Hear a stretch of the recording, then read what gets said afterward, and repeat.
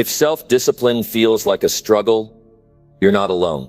What if the difference between where you are now and where you want to be comes down to a few clear, proven skills? How often do you find yourself giving in to distractions or emotions, even though you know better? What would happen if you could train yourself to take control every single day? This video isn't about vague advice or quick fixes. It's about real, practical steps that can change the way you handle your choices and your time. You're about to hear 10 skills that have helped countless people improve their self-discipline and get results. These skills are designed to challenge you, push you, and guide you toward the person you want to become. If you're ready to stop making excuses and start taking charge, this is a must-watch. Stay with me, and let's get to work. Now let's dive in. Number 1. Create a clear set of daily standards and stick to them. Self-discipline begins when you decide what kind of person you're going to be every single day. Not just who you want to be in the future, but who you will be today. This is not about dreams or big goals just yet.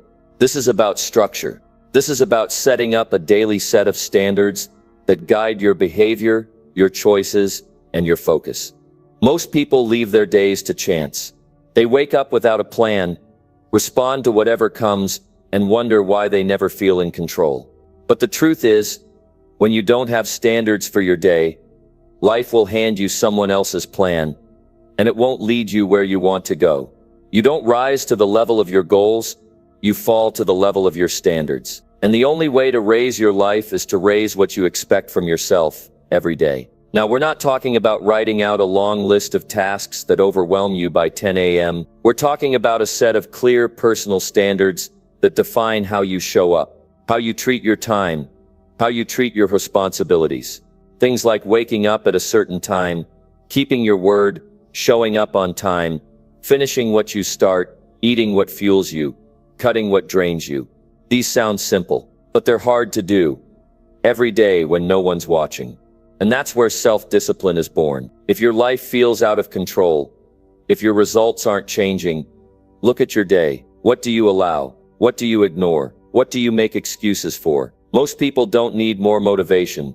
They need standards. Standards that are non-negotiable. You decide the rules of your own game. You decide what you tolerate from yourself. But once you choose your daily standards, they're no longer up for debate. If you said no screen time before breakfast, then when the alarm rings and the urge hits, you remind yourself, this is who I am now. This is what I do. Self-discipline is not about forcing yourself into misery.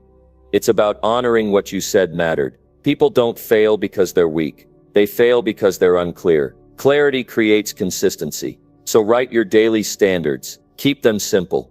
Start small. Keep them visible. Put them on your wall. Read them in the morning. Read them again at night. These aren't things you try. These are the things you live by. Over time, they shape your identity. They build your reputation with yourself. And that reputation is the foundation of self-discipline. Because when you prove to yourself that you follow through, you start to trust yourself. And when you trust yourself, you stop quitting. You don't need anyone to push you when your standards pull you. When you've made a clear decision that certain things are now part of your life and certain things are not, you don't need to debate with yourself in the morning. You don't need to fight temptation all day. You already decided. The work now is to stick to it. And when you don't, because there will be days you slip, don't turn it into a story. Don't let it slide into the next day. Fix it. Realign. Get back on track. That's discipline. It's not being perfect. It's being committed. And the deeper your commitment, the stronger your discipline. Every successful person you admire didn't get there by accident. They built their life around personal standards, and they stuck to them long before the rewards showed up.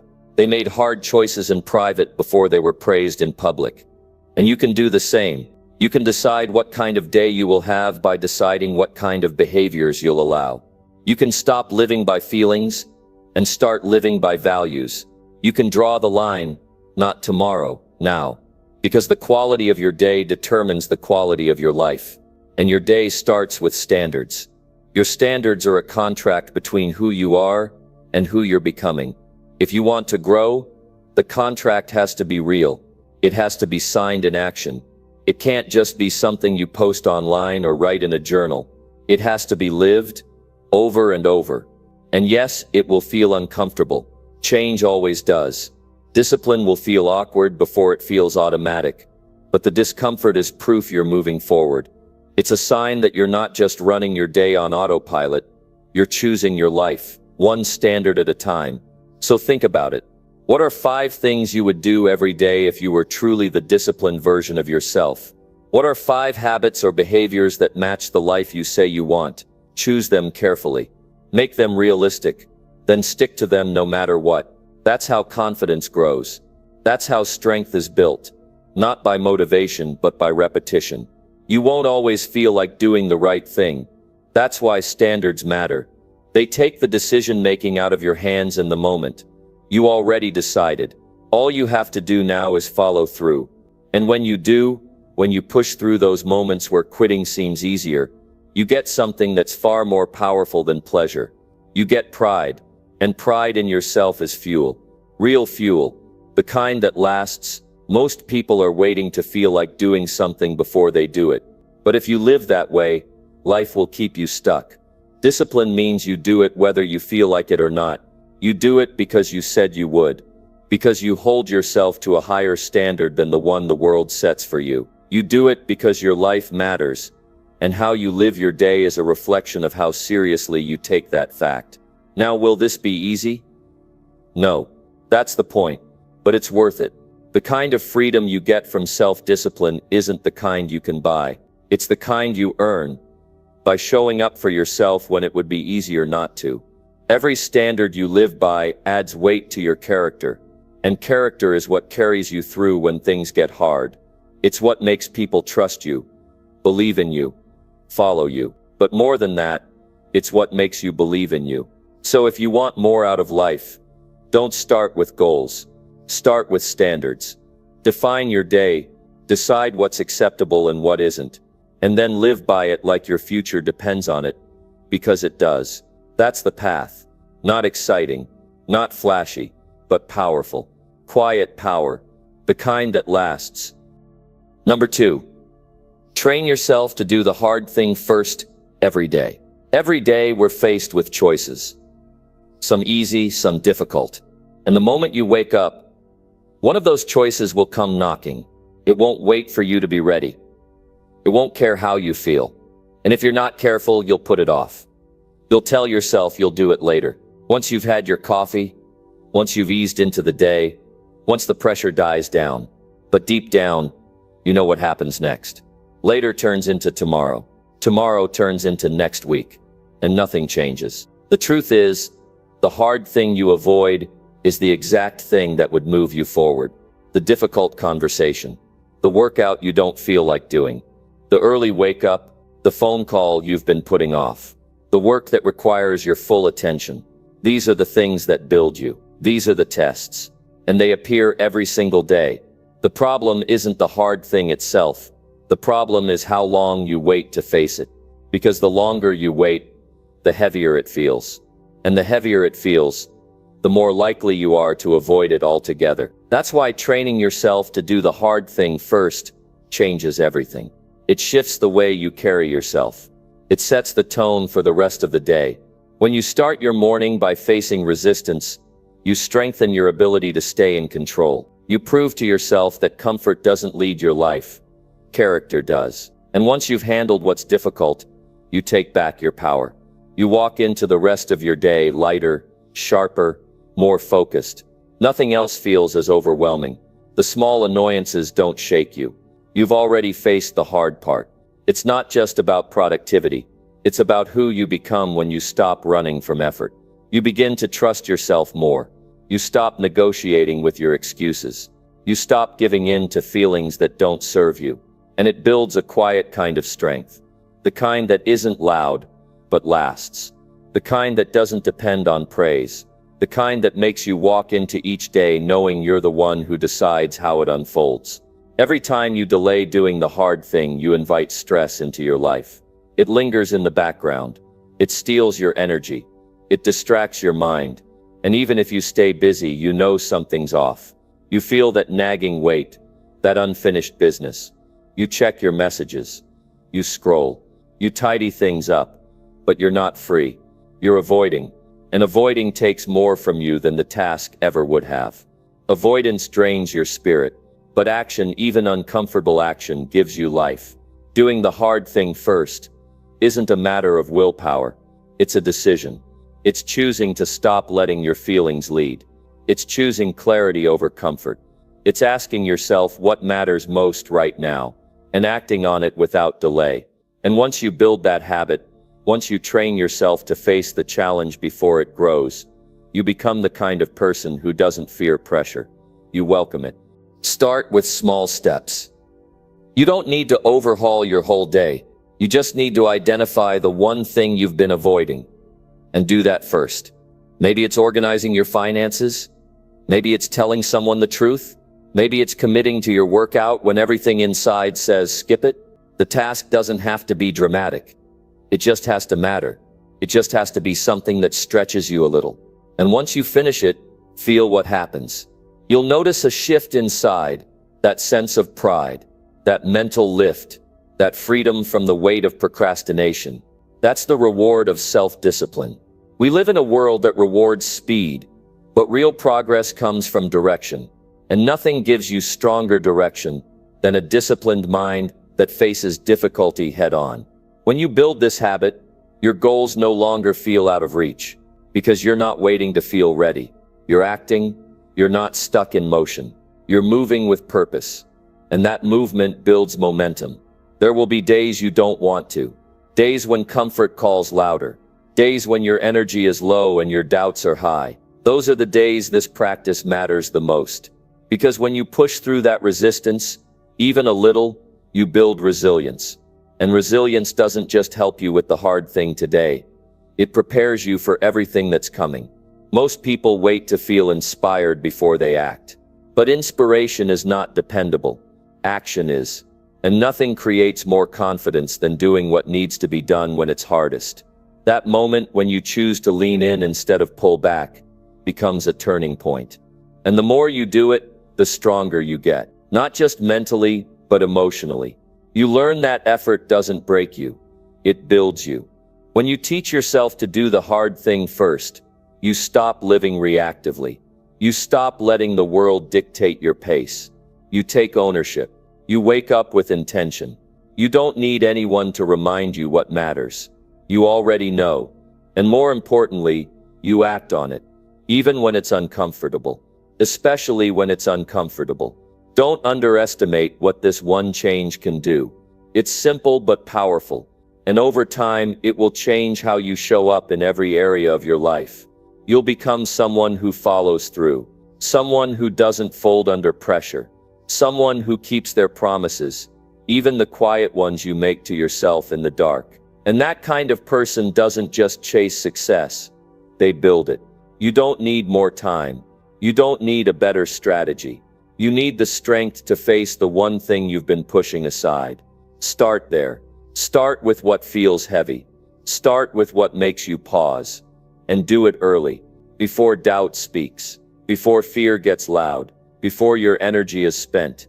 Tackle it while your mind is still sharp. While your focus is fresh. That window right at the start of your day is gold. Use it. Guard it. Build your strength in it. The more you do this, the less time you spend stuck. The less regret you carry. The less frustration you feel at the end of your day wondering where your time went. Because you know exactly where it went. It went into what mattered. It went into effort, into discipline, into courage. And that's a life worth living. A life that doesn't just hope for better, it builds better. One decision, one hard thing, one morning at a time. Number 3, master the power of delayed gratification. There's a moment in every decision where you get to choose. Do you take the quick reward, or do you hold off for something greater down the line? That decision is where character is revealed. Most people struggle, not because they don't have goals, but because they keep choosing what feels good now instead of what leads to something meaningful later. And it's in those small moments, those daily choices, that discipline is either built or broken. You don't need to be stronger than everyone else. You don't need to be more talented. You just need to be better at waiting. Waiting is hard. It tests your patience. It demands that you stay focused when nothing around you is changing. But that's exactly where growth happens. When you learn to delay gratification, you're learning to stop letting your cravings lead your life. You're learning to value the bigger picture. You're learning to think long-term when everything in your body wants short-term comfort. The reason most people never reach their goals is because they choose temporary pleasure over lasting progress. They know what they should do, but when the opportunity to distract themselves shows up, they take it. Whether it's food, entertainment, scrolling, spending, or skipping out on hard work, the temptations are always there, and they'll never go away. But the power to resist them, that's something you can build. It starts with being honest with yourself. Ask, what am I trading for this moment of comfort? You'll find that most of the time, the trade isn't worth it. You give up energy, time, momentum. You lose the pride that comes from choosing what's right over what's easy. And you know it, even in the moment. There's always that voice inside that says, you could have held on just a little longer. That's the voice of your potential. And every time you choose delayed gratification, that voice gets louder. It begins to guide you. It becomes your compass. Learning to wait doesn't mean denying yourself forever. It means you stop settling. It means you build the life you actually want, instead of constantly chasing a quick fix. The strongest people are the ones who can hold off when the world is telling them to give in. They understand that satisfaction that's earned feels better than anything handed to them. They're willing to be uncomfortable today if it means living with pride tomorrow. But this isn't something that comes naturally. You have to train it. You start small. Maybe you delay that impulse buy for a week. Maybe you wait 30 minutes before eating when the craving hits. Maybe you sit in silence instead of distracting yourself. Each time you resist, you're telling your brain, I'm in charge here. And that sense of control grows stronger with practice. That control becomes the foundation of your discipline. We've all seen people who seem to have it all but can't hold on to it. Success without discipline falls apart fast. That's why delayed gratification isn't just for the beginning of your journey. It's a mindset you carry all the way through. When you can say no to what doesn't serve you, you keep your edge. You protect your focus. You preserve your energy for what actually matters. There will always be a payoff for waiting. But here's the catch. You won't always see it right away. That's why most give up. They want to feel the reward now. They want proof it's working. But the truth is, most real rewards take time, and you won't always get applause while you're building. You won't always feel progress. Sometimes you'll feel invisible, but in that quiet space, something powerful is happening. You're strengthening your discipline. You're proving that your choices aren't controlled by emotions. You're proving that your future matters more than your current craving. Don't underestimate what this does to your confidence. When you say no to what's easy and keep going, you walk taller. You respect yourself more. You begin to see yourself as someone who's capable of doing hard things. That belief spills into every part of your life. You stop looking for shortcuts. You stop comparing your journey to others. You stop needing instant wins to keep going. You develop patience. Real patience. And patience is a superpower in a world that's addicted to now. You'll hear people say, life is short, enjoy it, but enjoyment without direction leads to regret. Delayed gratification isn't about rejecting joy. It's about choosing the kind of joy that lasts. There's nothing enjoyable about always being behind, always cleaning up messes from bad choices, always wondering where your time went. But there's deep joy in progress, in knowing that you stayed true to your values, in seeing results that came because you waited when others rushed. There's a strength that comes from being able to look at temptation and walk past it. Not because you're scared of it, not because you don't want it, but because you know what you're building is worth more. That kind of strength isn't loud. It doesn't demand attention, but it shows up in how you carry yourself. It shows up in the quality of your work. It shows up in the peace you feel when your life reflects your values. Every time you delay gratification, you're casting a vote for your future self. You're building a life you'll be proud to live in.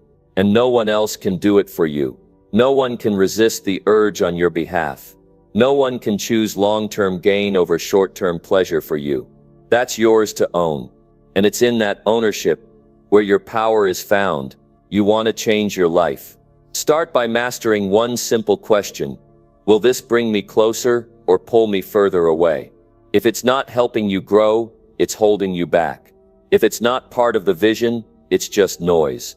You don't need more noise. You need clarity. And clarity only comes when you stop chasing distractions and start standing firm in your decisions. Discipline is freedom, and delayed gratification is what gives that discipline its edge. Because once you stop giving in to every whim, you start directing your life. You stop surviving and start building. You stop reacting and start creating. And creation takes patience. Real patience. The kind that doesn't fold when progress is slow. The kind that holds the line even when no one's watching. The kind that trusts that the reward will come. Not today, maybe not tomorrow, but it will come. And when it does, it won't be by accident. It'll be the result of every time you chose to wait. Every time you chose the hard way. Every time you said yes to your future and no to the distraction in front of you. Number 4. Keep a written scorecard of your promises to yourself. Every day you make quiet commitments to yourself. Maybe it's waking up on time, finishing your work, staying consistent with your habits, or speaking with more discipline. These aren't public vows. No one else might even know you've made them. But you know, and whether you realize it or not, your self-image is built on what you do about those promises. When you follow through, even in silence, your confidence grows. When you break them, even with excuses, something inside weakens. The quickest way to build or destroy your trust in yourself is to track how you treat your own word. Most people treat their promises to themselves casually. They say, "I'll start tomorrow," or "I'll try my best," but they never actually sit down and write them out. They don't record them. They don't check in with them. And over time, they forget them. Not just mentally, but emotionally. They lose that connection with what they said they would do. But something happens when you write them down. It becomes real, tangible. You can't ignore it when it's staring back at you on paper. A written scorecard is more than a to-do list. It's a mirror. It reflects how well you're living up to your values. It shows where your actions align and where they don't. And when you get in the habit of reviewing it daily, it holds you to a higher standard. Not because someone is forcing you, but because you've decided your own word matters enough to track. You don't need a complex system. You just need consistency. Get a notebook, a whiteboard, a planner, anything that stays in front of you. Write down what you're committed to for the day or the week. Keep it simple, clear, no fluff, no guessing. It might look like wake up at 5:30. No phone until after workout. Write 500 words, read 10 pages. These are not goals. These are actions, promises. And once they're written, your job is to follow through.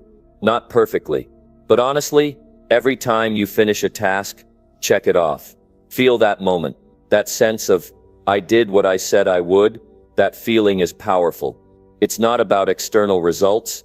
It's about building inner strength. Each check mark is a brick in the foundation of your discipline. And the more you keep track, the more serious you become about your own growth. The reason a written scorecard works so well is because it eliminates guesswork. You're no longer relying on memory or emotion. You're not waking up and deciding what to do based on how you feel. You already decided. You already made the promise. Now it's about integrity.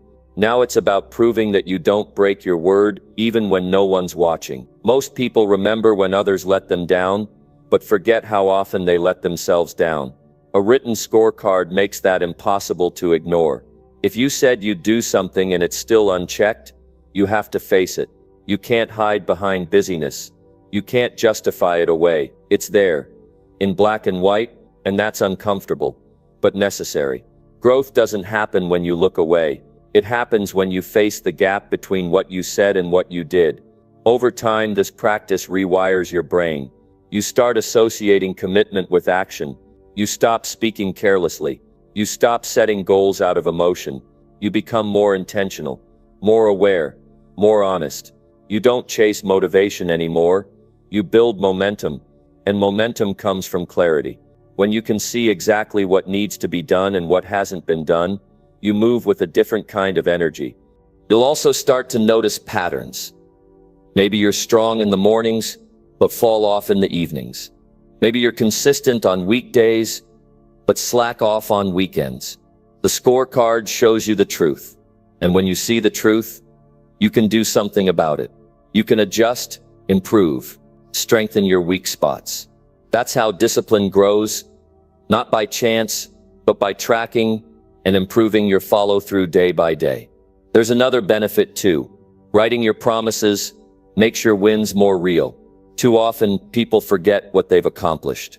They move on so quickly, they don't take the time to recognize progress.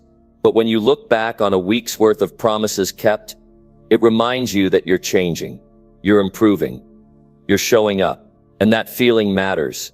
It builds the kind of quiet confidence that lasts. This isn't about perfection. There will be days when you miss, when you forget, when you fall short. That's human. The point isn't to get everything right. It's to become someone who owns their effort, someone who doesn't pretend, someone who looks at an empty checkbox and says, "That's on me," and then fixes it the next day. Because that's what strong people do. They don't run from responsibility. They use it to grow. If you've ever felt like your days are slipping by without progress, start keeping score. Not for the world, for yourself. Start tracking your word, not your feelings, your promises.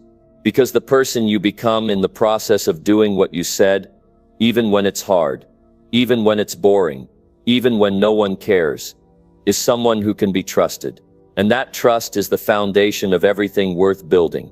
When you write it down, you make it count. You stop hoping. You start working. You stop drifting. You start leading.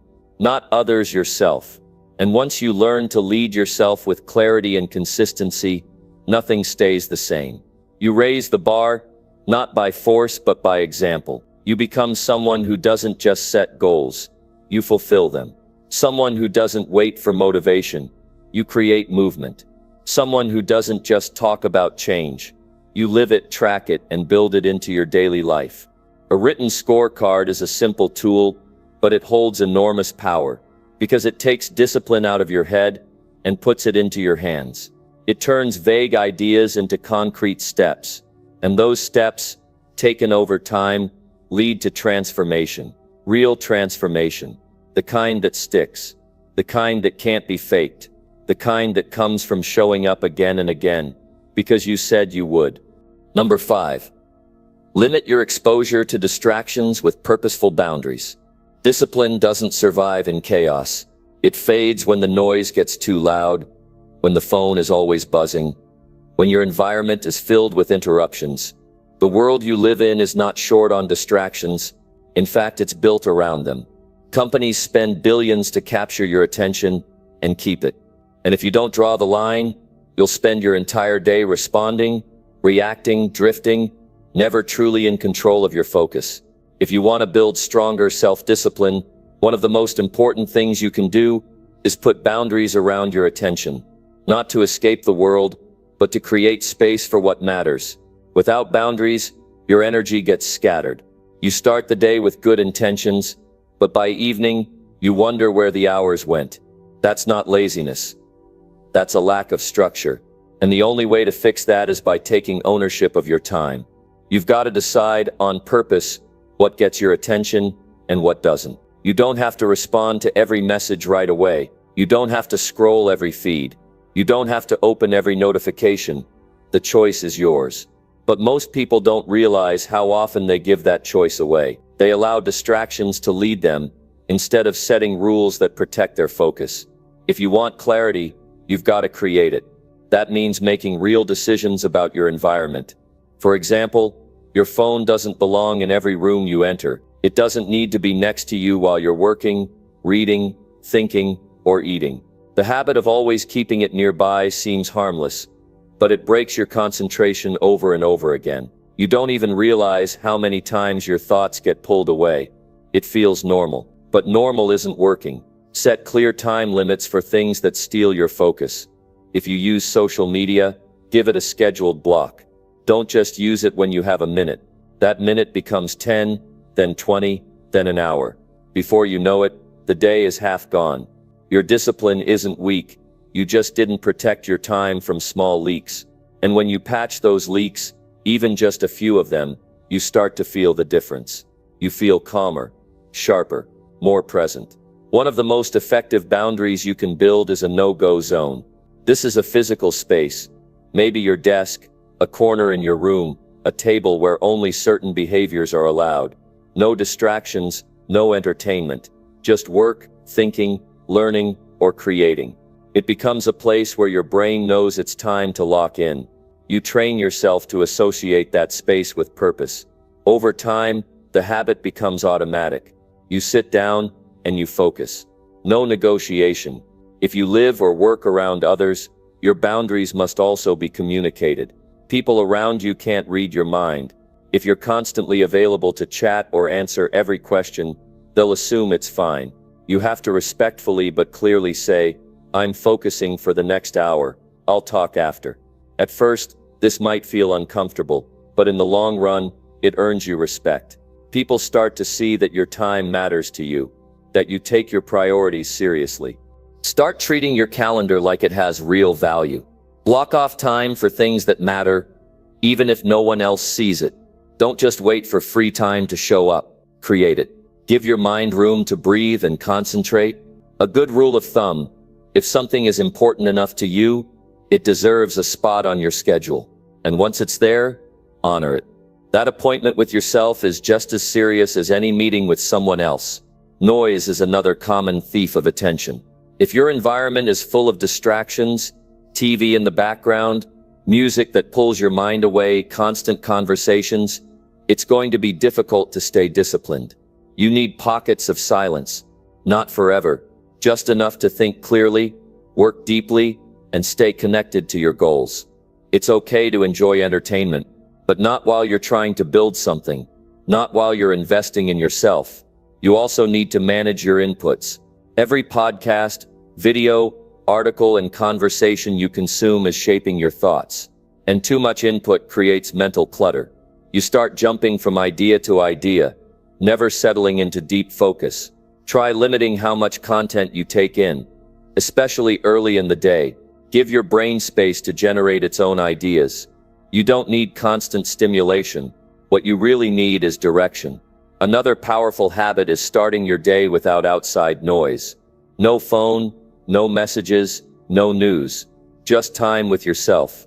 Think, plan, reflect, ask, what needs to get done today? What matters most? That morning clarity becomes your anchor. Without it, you begin the day already off balance. You're reacting instead of leading. The simple act of keeping the world out for the first hour of your day can multiply your discipline in every other area. Remember, boundaries aren't about restriction, they're about freedom. When you limit your exposure to distractions, you free up energy. You take back control. You create space to actually do the things you said you wanted to do. To live with more peace, more focus, more intention. But none of that happens by accident. It takes planning. It takes follow-through. It takes saying no to 1,000 little things, so you can say yes to what matters most. Your future depends on what you do with your time. If your days are filled with noise, you'll never hear the sound of your own ambition. If your minutes are spent chasing small comforts, you'll never make space for growth. That's why these boundaries are not optional. They are essential.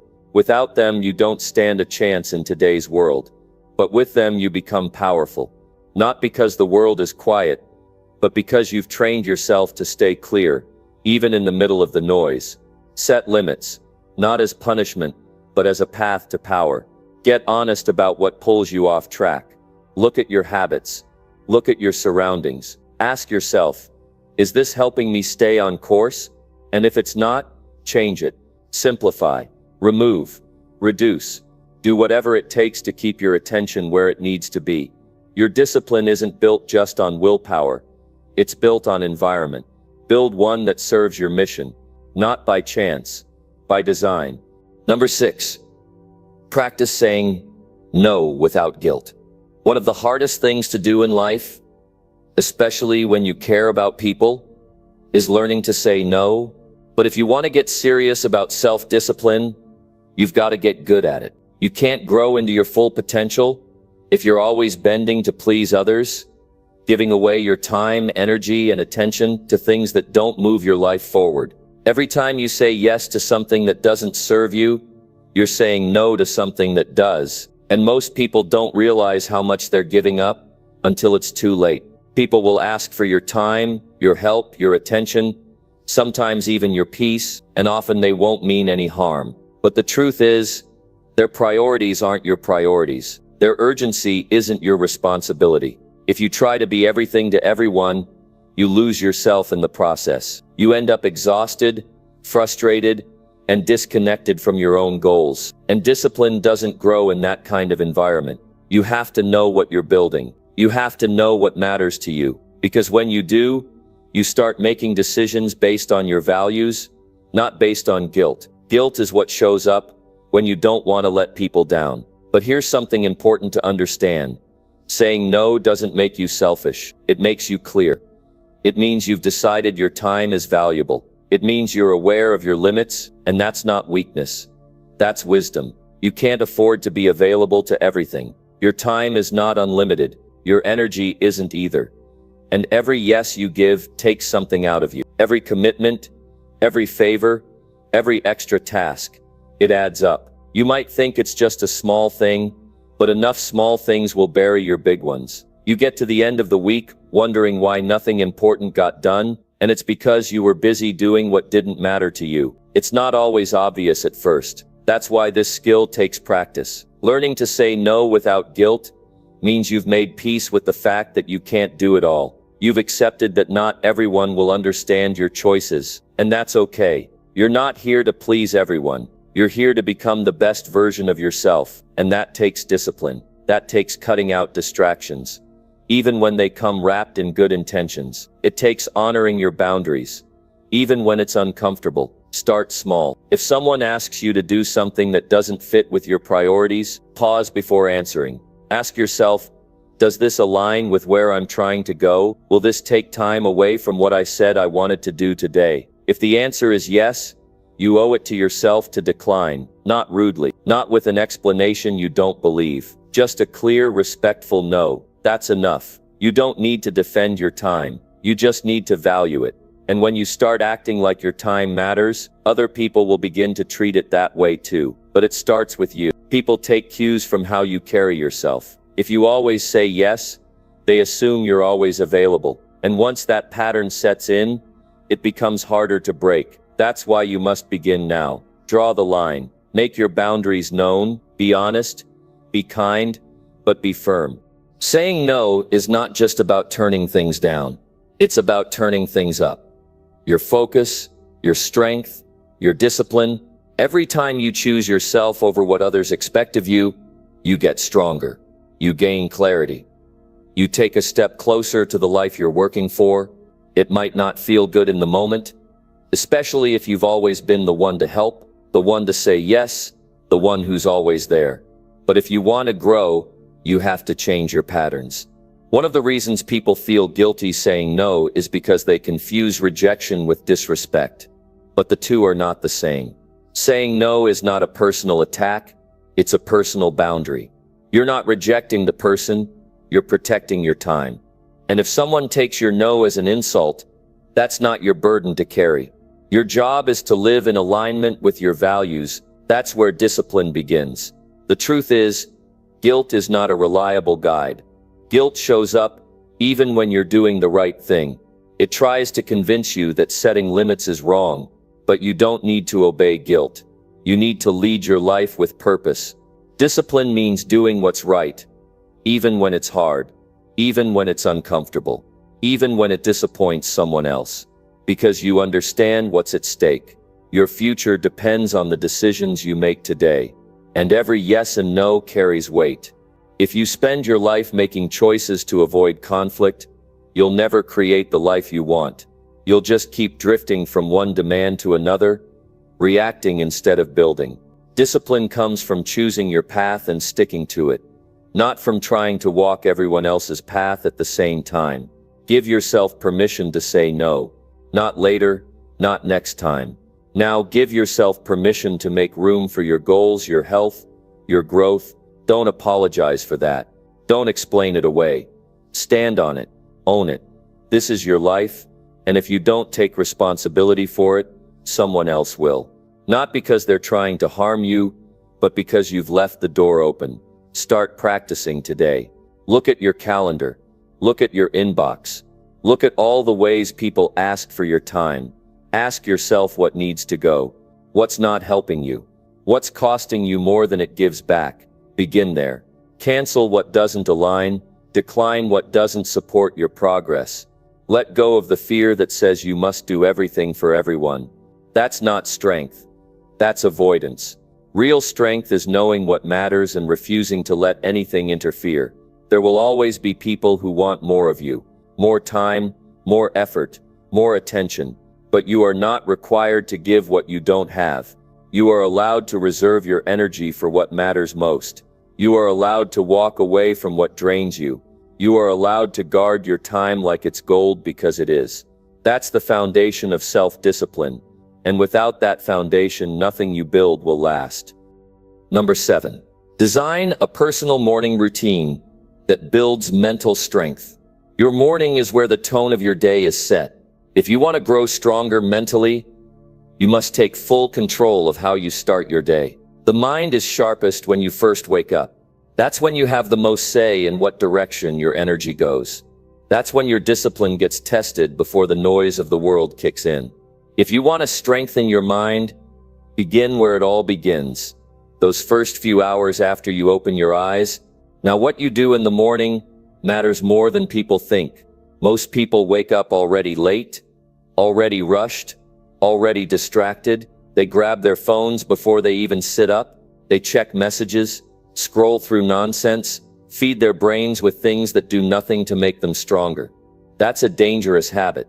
Because once your focus is hijacked in the morning, the rest of the day is spent trying to recover your peace, and that's not how strong minds are built. You've got to decide that the first part of your day belongs to you, not your job, not your phone, not anyone else.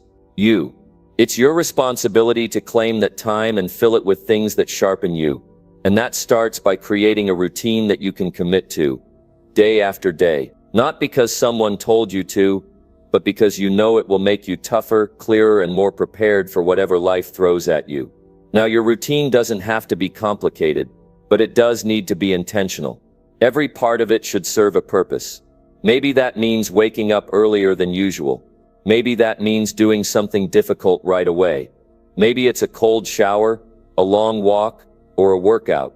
What matters is that it challenges you, because mental strength isn't built on comfort. It's built on facing discomfort and choosing to keep going anyway. Get in the habit of doing things you don't want to do, right when the day starts. Not to punish yourself, but to train yourself. Because the world won't always be easy. Challenges will come. Delays will happen. People will disappoint you. But if you've trained your mind to be steady, to be strong, to keep its word, you'll be ready. You won't be shaken. You won't fall apart the minute something goes wrong. You'll face it with a clear head and steady hands. In the morning, before the world pulls you in 100 directions, take time to ground yourself. That could mean writing down your goals. That could mean reading something meaningful. That could mean sitting in silence and getting your thoughts in order. When you choose how to think instead of letting the world think for you, you build a kind of strength most people never tap into. You become someone who leads their day, not someone who gets dragged by it. Another powerful habit to add to your routine is reflection. Take 5 or 10 minutes to ask yourself some hard questions. What am I aiming for today? Where am I wasting energy? What's one thing I can do to be better than yesterday? That kind of thinking conditions your brain to focus, to improve, to stay alert. It pulls you out of autopilot and places you in control of your thoughts. And the more you do this, the stronger your mind becomes. Don't underestimate the value of discipline in the first hour of your day. That's the part of your life that nobody sees. But it's where everything starts. You can't build a strong life with a weak start. And a strong start isn't something that happens on its own. It has to be built, brick by brick, through consistent effort. You don't need to copy anyone else's routine. You need to create one that fits your values, your pace, your goals, and then stick to it. Even when it's hard, especially when it's hard. You might not feel like getting up early, do it anyway. You might not feel like writing your plans down, do it anyway. You might not feel like stretching, moving, reading, or reflecting, do it anyway. Because every time you do something hard in the morning, you send a message to your mind. I'm in charge. I don't quit. I follow through. That's what mental strength looks like. Not perfect performance, but consistent effort, even when it's uncomfortable. Over time, that routine becomes your foundation. It becomes your anchor. On days when everything around you feels unstable, you still have something that's solid. You still have something that grounds you. That's what gives you power when others fall apart. It's not about being better than anyone else. It's about being better than your excuses.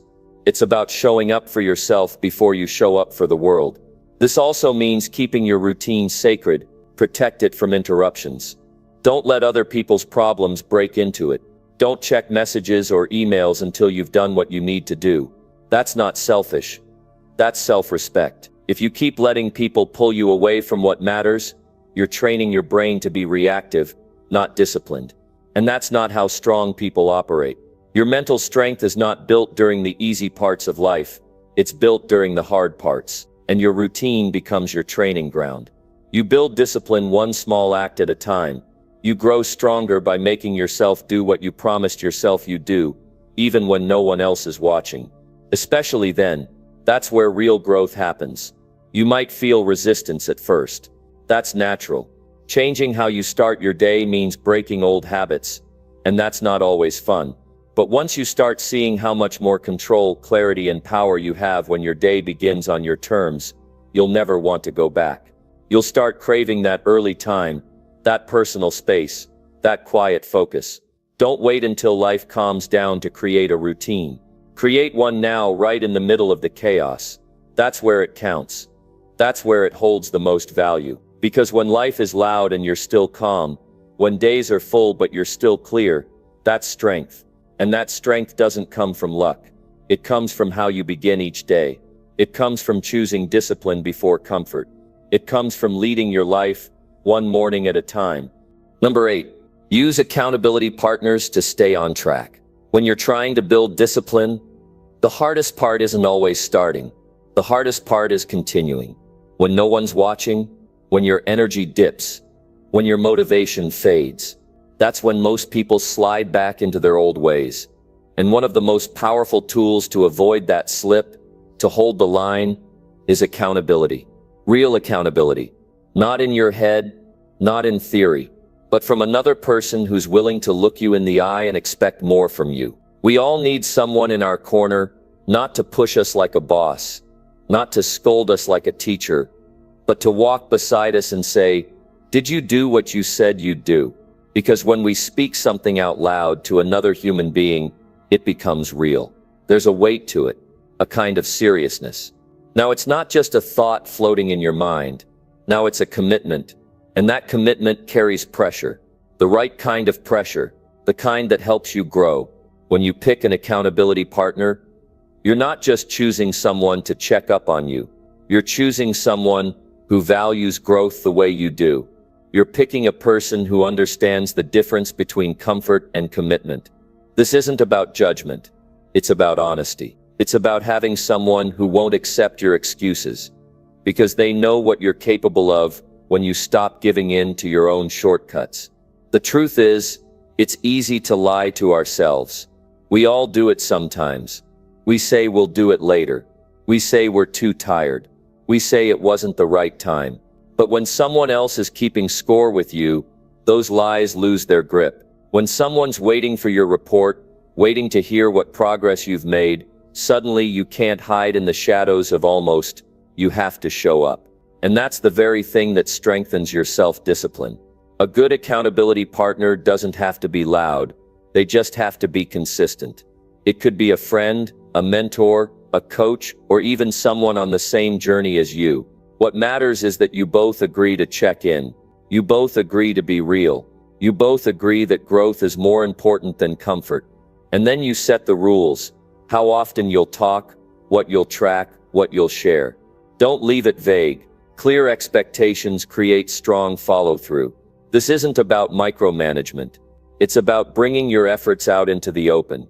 When you keep everything to yourself, it's easy to let your standards drop without even noticing. But when you speak your goals, when you lay your actions out on the table, it forces you to stay awake. It keeps you from drifting.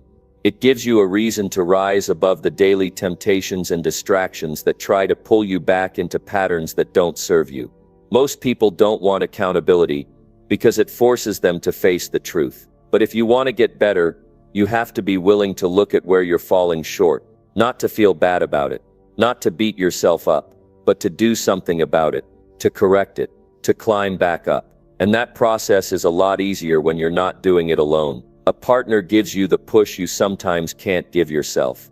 It's also important to choose someone who won't let you off easy. You don't need someone to sugarcoat things. You need someone who will call you out with respect. Someone who will say, "You're better than this. What happened?" That honesty might sting in the moment, but it keeps you sharp. It wakes you up. It reminds you of your standards. And if that person is really invested in your growth, they'll also remind you what you've done right. That balance matters. It's not just about pointing out what's missing. It's about recognizing progress and using it to fuel more progress. There's also something powerful about hearing yourself speak your progress out loud. When you talk through what you've done, where you struggled, and what you plan to fix, you take ownership of your journey. That's a huge part of developing self-discipline. Learning to own your actions instead of blaming circumstances. And when someone else is listening, it gives your words more weight. It locks your intentions into place. If you struggle with staying consistent, this kind of support system can be a game changer. It removes the isolation. It brings your growth into the light. And sometimes just knowing that someone will ask how you did is enough to push you to make better choices. That simple question, "Did you stick to your word?" can shift your entire behavior, even on a day when you don't feel like trying.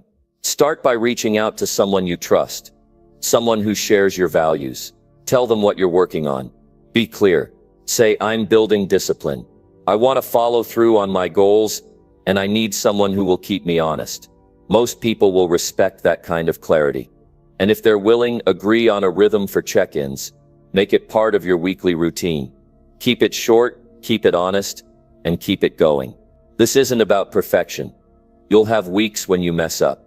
But the point is, you won't get away with it quietly. That's what accountability does. It brings the truth to the surface, so you can fix it fast. It helps you recover quicker, get back on track sooner, and keep your momentum alive even when things get messy. It's like a mirror that talks back to you, not to shame you, but to sharpen you. Don't wait until everything falls apart to reach out. Build this into your process now. Build it while you're growing. Build it while you're strong. Because discipline isn't just about willpower, it's about structure. And structure needs support. An accountability partner is that support. Someone who believes in your direction, expects your best, and reminds you of the path you committed to walk. Use that. Let it push you. Let it lift you when you're tired. Let it shape you into someone who doesn't need to be perfect, but who refuses to give up. Number 9. Reflect every night on what you did right and what needs work. When the day comes to a close, there is a quiet moment that belongs only to you. That moment holds a unique kind of power because it offers a chance to take stock of everything you did, not just the big wins, but the small steps, the decisions, the actions that shaped your day. Reflection is not just a habit. It's a skill that sharpens your self-discipline like nothing else. It creates awareness. It builds honesty. And it gives you the opportunity to grow stronger with every passing day. At night, when you pause and think about your day, you give yourself permission to be truthful without judgment. It's not about beating yourself up over mistakes or celebrating without balance. It's about understanding the full picture. What did you do well? What moved you closer to your goals? What choices aligned with your values? That acknowledgement feeds your confidence. It's proof that progress is happening even if it feels slow. Your mind remembers those moments of success, and they become fuel for tomorrow. On the other hand, looking at what didn't go well is just as important. It's a way to see where your discipline slipped, where distractions won, or where you didn't live up to your own standards. This is not a time for excuses. It's a chance to ask yourself honest questions. Why did I make that choice? What got in my way? How can I do better next time? When you face these questions openly, you create a roadmap for improvement. Without this reflection, you risk repeating the same mistakes without realizing it. There's also a deeper emotional benefit to this practice. When you reflect every night, you develop a stronger connection to your own experience. You begin to feel more in control, more responsible, more aware. That awareness is the foundation of self-discipline because it stops you from living on autopilot. You start seeing patterns in your behavior, what triggers you to lose focus or give in to temptation. With that knowledge, you can take action before those moments control you. Taking this time also helps your mind settle before sleep. It's easy for worries or regrets to pile up and keep you tossing and turning. But when you make reflection a habit, you shift your attention to constructive thoughts. You remind yourself of what's working and prepare mentally to fix what's not. This clarity can improve your rest, and when you wake up refreshed, your willpower is stronger. Reflection doesn't have to be complicated. It can be as simple as writing down a few notes or quietly thinking through your day. The key is consistency. Making it a daily ritual creates a habit of self-awareness. That habit trains your mind to notice your actions in real time, to catch yourself before you stray too far from your goals. It's like having a conversation with yourself that's honest and kind, firm but fair. Some people find it helpful to divide their reflection into two parts: what went well and what needs work. This gives balance to your review. Celebrating the wins, no matter how small, keeps your spirit up. Recognizing the areas for improvement keeps you humble and focused. When you write these down, you're making a commitment to yourself. You're turning thoughts into intentions. This nightly practice also builds mental resilience. It trains you to face reality without fear. When you get comfortable with looking at your flaws, you stop running from them. You stop hiding mistakes behind excuses or distractions. That's where true discipline lives, in facing your truth and choosing to keep moving forward anyway. It's a quiet strength that grows when you refuse to ignore your own patterns. If you find yourself tempted to skip this reflection, remind yourself that discipline isn't about perfection. It's about effort. It's about showing up for yourself, even when it's uncomfortable. The days you don't feel like looking back are the ones you need it most, because those are the days your focus drifts, your energy fades, and your habits weaken. Reflection is the tool that brings you back to center. In practice, this habit makes each day a building block. When you combine honest reflection with intentional action, you create momentum that compounds. Every night's insight informs tomorrow's choices. You start setting clearer priorities and making decisions that align with your highest goals. The fog of distraction begins to clear, and your path becomes more visible. Don't underestimate the power of this simple act. Taking 5 or 10 minutes each night to honestly review your day will change the way you approach your goals. It teaches patience, because progress is rarely instant. It encourages perseverance, because growth often comes in small, steady steps. It builds courage, because it forces you to be real with yourself. This practice also deepens your understanding of what discipline really means. It's not about rigid rules or harsh punishments. It's about respect for your own potential. It's about recognizing the value of each decision, each moment, and choosing wisely again and again.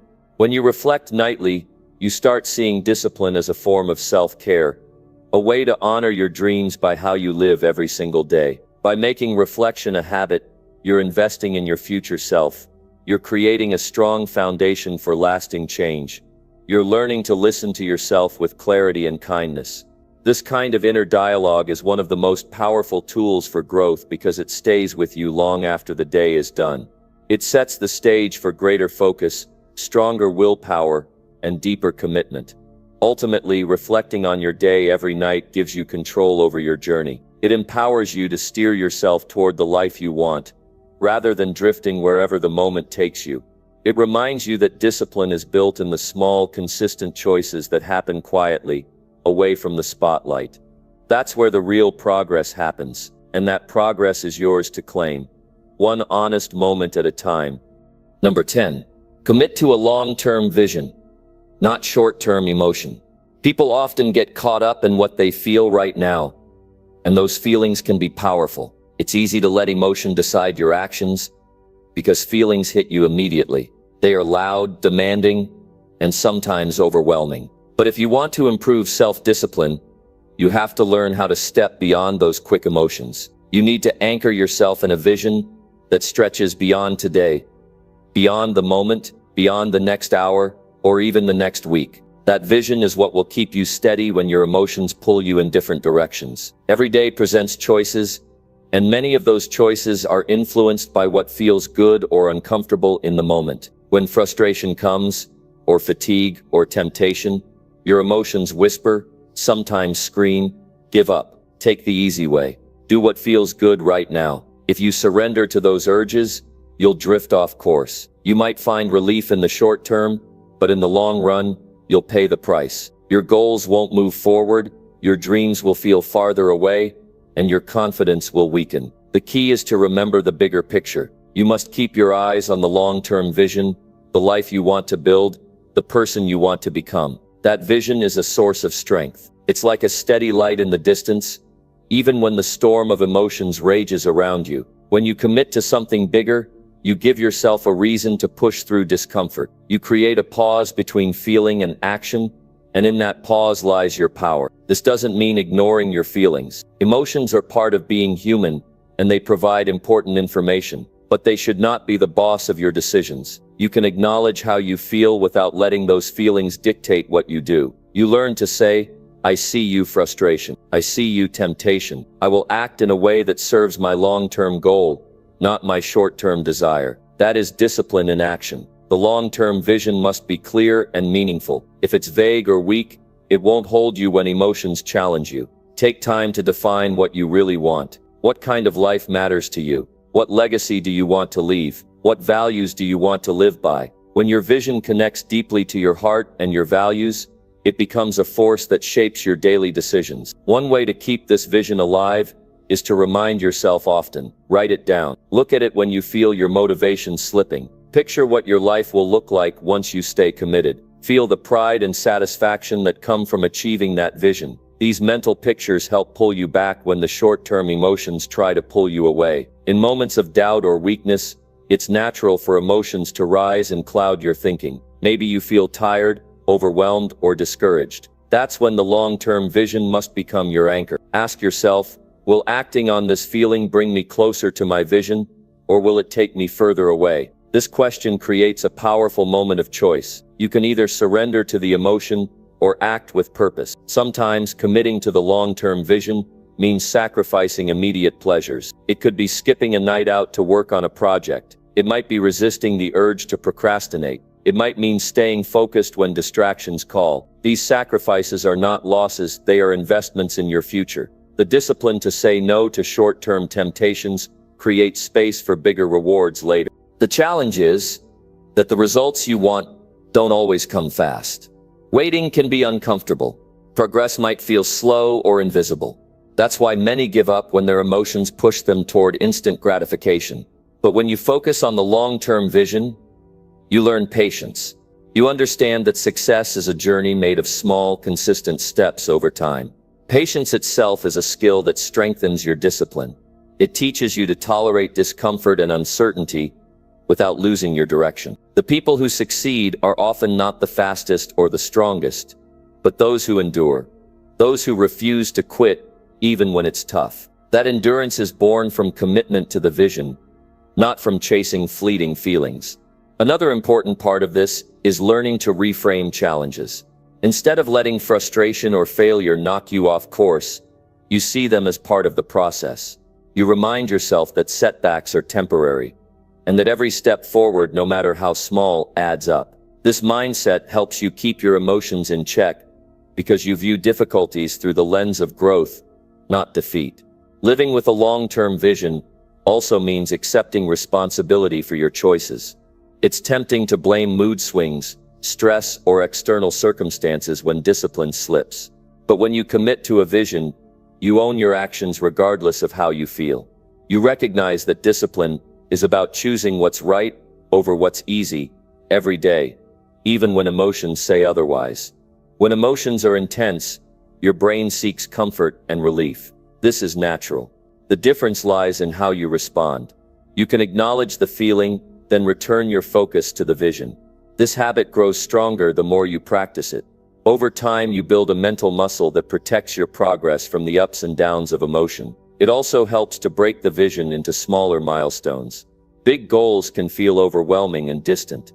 But when you create clear checkpoints, you see your progress more clearly.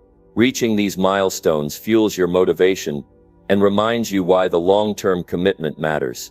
This clarity reduces the chance that emotion will steer you off course. Being connected to a bigger purpose also encourages discipline.